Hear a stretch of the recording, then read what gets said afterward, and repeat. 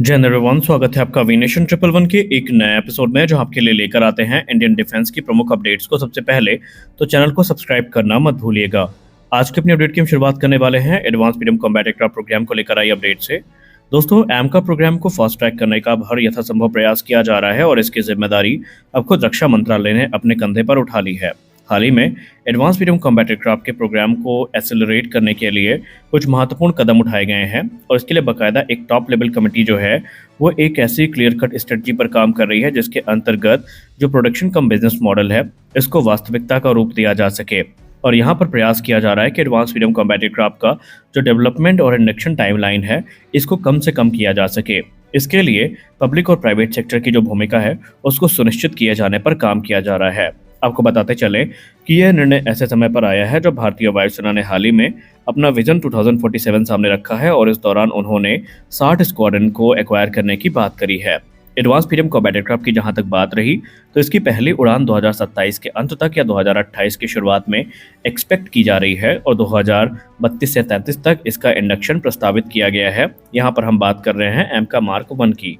अब यहाँ पर एमका मार्क 1 में आपको पता होना चाहिए कि अभी पूरी जिम्मेदारी एरोनॉटिकल डेवलपमेंट एजेंसी के कंधों पर है और वो कार्य को आगे बढ़ा रहे हैं। आडा ने जो अभी लेटेस्ट इन्फॉर्मेशन इस प्रोग्राम को लेकर शेयर करी है उसमें बताया जा रहा है कि रेडार से लेकर और भी कई महत्वपूर्ण सिस्टम है वो बनके तैयार हैं और कुछ पार्ट्स और कंपोनेंट्स हैं जिनकी टेस्टिंग इस समय चल रही है और इसके लिए बाकायदा जो प्राइवेट सेक्टर कंपनियां हैं उनको भी सहभागिता देने पर बात चल रही है और इसमें टाटा और लासन टुब्रो जैसी कंपनियों का नाम भी सामने आ रहा है। यानी एसपीवी मॉडल जिसको लेकर एक समय यह माना जा रहा था कि ये प्रोग्राम अधर में लटक चुका है और शायद पब्लिक और प्राइवेट सेक्टर का जो वेंचर है वो हमें देखने को ना मिले, अब ये चीज़ें वास्तविकता का रूप ले रही हैं और यहाँ पर पब्लिक सेक्टर की जो संभावनाएं हैं अब वो लगातार मजबूत होती जा रही हैं क्योंकि भारतीय वायुसेना समझ चुकी है कि सिर्फ एचएएल के दम पर या एचएएल के भरोसे बैठने पर ये रिक्वायरमेंट उनकी पूरी नहीं होने वाली है और भारत को स्टेट फॉरवर्ड कुछ मूव्स लेने पड़ेंगे और इसके लिए कुछ नई जो स्ट्रेटजी है वो भी अपनानी पड़ेगी और इसी पर इस समय काम चल रहा है। मीडिया से बात करते हुए अधिकारियों ने एक और स्पष्ट बात साझा करी है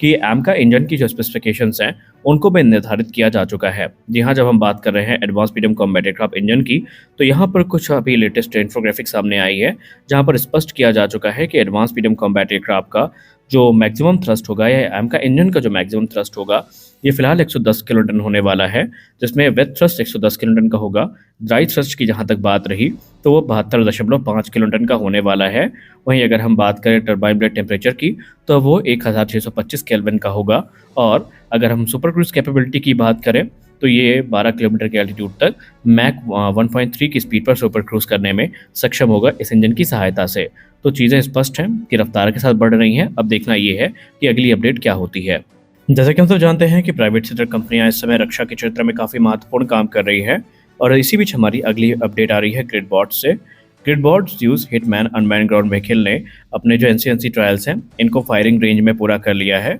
और इस पर जानकारी साझा करते हुए कंपनी की तरफ से कहा गया है कि जो भी इस ऑब्जेक्टिव थे, जो भी रिक्वायरमेंट थी वो टेस्ट के दौरान पूरी की जा चुकी हैं और फायरिंग ट्रायल के दौरान इसने काफ़ी कह सकते हैं एक्स्ट्राऑर्डिनरी रिजल्ट सामने रखे हैं।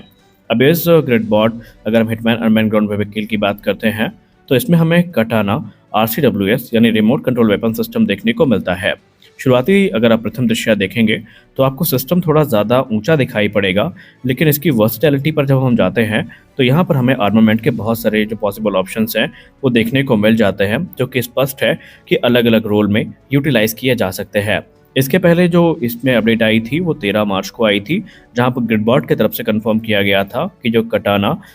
RCWS है यानी रिमोट कंट्रोल वेपन सिस्टम है इसने अपने जो ट्रायल्स हैं उनको हाई एल्टीट्यूड एरिया पे पूरा कर लिया था जहां पर 15,000 फीट के एल्टीट्यूड पर टेस्ट किया गया था इनको और टेम्परेचर -20 डिग्री सेल्सियस था और इस दौरान इसमें जो टेस्ट थे वो सफलतापूर्वक पूरे किए गए थे। इसमें real time tracking, drone detection और किल कैपेबिलिटी भी है और आने वाले भविष्य में ये भारतीय सेना को बड़ी संख्या में ज्वाइन भी करने वाले हैं। सेना भी इस प्रकार के सिस्टम को लेकर काफ़ी उत्साहित है और सेना ने इच्छा व्यक्त करी है कि बड़ी संख्या में इस प्रकार के सिस्टम्स को भविष्य में इंडक्ट किया जाएगा। हमारी अगली बड़ी अपडेट भारतीय नौसेना से आ रही है। जैसा कि हमने पहले भी एक्सपेक्ट किया था कि ट्विन इंजन दिग्बेस फाइटर की जैसी टाइमलाइन है उसके चलते MiG-29K का रिटायरमेंट हमें निकट भविष्य में जल्दी तो देखने को नहीं मिलने वाला है और यही चीज़ भारतीय नौसेना की तरफ से की भी गई है। भारतीय नौसेना ने यह निर्णय लिया है कि वो MiG-29K को एक और लाइफ एक्सटेंशन प्रोग्राम से गुजारेंगे जहां पर 2035 से 40 तक इनकी जो सर्विस लाइफ है इसको बढ़ाया जाएगा। पहले ये माना जा रहा था कि ट्विन इंजन डिग बेस फाइटर, अगर हम पुरानी टाइमलाइन के आधार पर बात करें,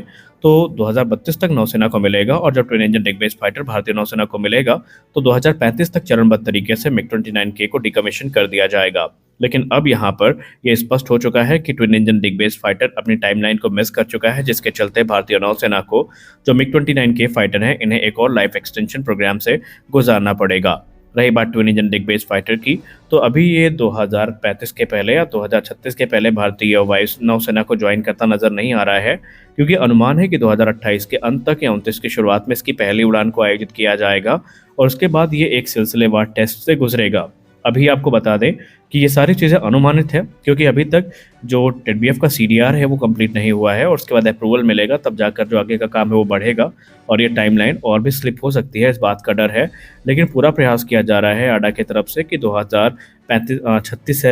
से 36 तक जो टेडबीएफ है इसे भारतीय नौसेना का हिस्सा बना दिया जाए। बाकी देखते हैं आगे हमें क्या देखने को मिलता है। हमारी अगली बड़ी अपडेट भारतीय वायुसेना को लेकर आ रही है। भारतीय वायुसेना के एक सीनियर ऑफिशियल ने मीडिया से बात करते हुए Su-57 के संदर्भ में एक महत्वपूर्ण बात करी है, और उन्होंने यह हिंट भी दिया है कि अगर रशिया भारत के डिमांड को मान लेता है तो फिर Su-57 के चांसेस भारतीय वायुसेना के लिए अभी भी बने हुए हैं।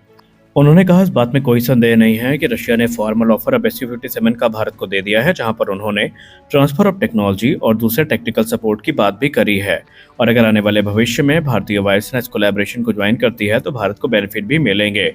लेकिन उन्होंने ये कहा कि भारत ये चाहता है कि अगर इस प्रकार के एयरक्राफ्ट भारत के पास आए तो फिर इनमें भारत द्वारा विकसित किया गया जो gallium nitride based active electronically scanned array radar यानी एसा रडार सिस्टम है वो हमें देखने को मिले, न कि Su-57 में यूज किया जाने वाला गैलियम आर्सेनाइड बेस्ड एसा रडार। उन्होंने कहा कि हमने एडवांस मीडियम कॉम्बैट एयरक्राफ्ट के लिए एक उन्नत रडार सिस्टम को विकसित किया है, और अगर इसका मर्जर Su-57 के साथ हो जाता है तो निसंदेह उसकी कैपेबिलिटी कई गुना ज्यादा बढ़ जाएगी। IAF ऑफिशियल ने यह भी एम्फसाइज किया कि भारत ने काफ़ी ज़्यादा मेहनत करी है रडार टेक्नोलॉजी में, और हमने कई वेरिएंट उत्तम के तैयार कर लिए हैं, जिसमें विरूपाक्ष भी शामिल है जो कि सुपर सुखोई में यूज़ किया जाना है। उन्होंने Su-57 पर बात करते हुए कहा कि जो एक्सपोर्ट वेरिएंट भारत को ऑफर किया गया है वो इस समय N036 पिल का, जो कि नोज माउंटेड एक्सपैंड एसा रडार है, इससे इक्विप्ड है, जो कि 1514 TR मॉड्यूल्स के साथ देखने को मिलता है। लेकिन ये गैलियम आर्सेनाइड टेक्नोलॉजी पर आधारित है। हम ये चाहते हैं कि हमारे पास जो भी फाइटर एयरक्राफ्ट हो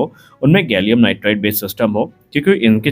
इनके चलते जो रेंज है वो काफ़ी इंप्रूव होती है, रेजोल्यूशन काफ़ी इंप्रूव होता है, और मल्टी टारगेट ट्रैकिंग कैपेबिलिटीज़ भी हमें मिलती हैं। और आने वाले भविष्य में अगर रशिया इस प्रकार के प्रस्तावों को मानता है तो इस बात से इनकार नहीं किया जा सकता कि भारत स्टेल्थ फाइटर्स की तरफ देख सकता है। तो आज के इस वीडियो में बस इतना ही। आशा करते हैं वीडियो आपको अच्छी लगी होगी। वीडियो अच्छी लगी वीडियो को लाइक करिए, नए हैं चैनल को सब्सक्राइब करिए। मिलते हैं अगले वीडियो में, तब तक के लिए जय हिंद।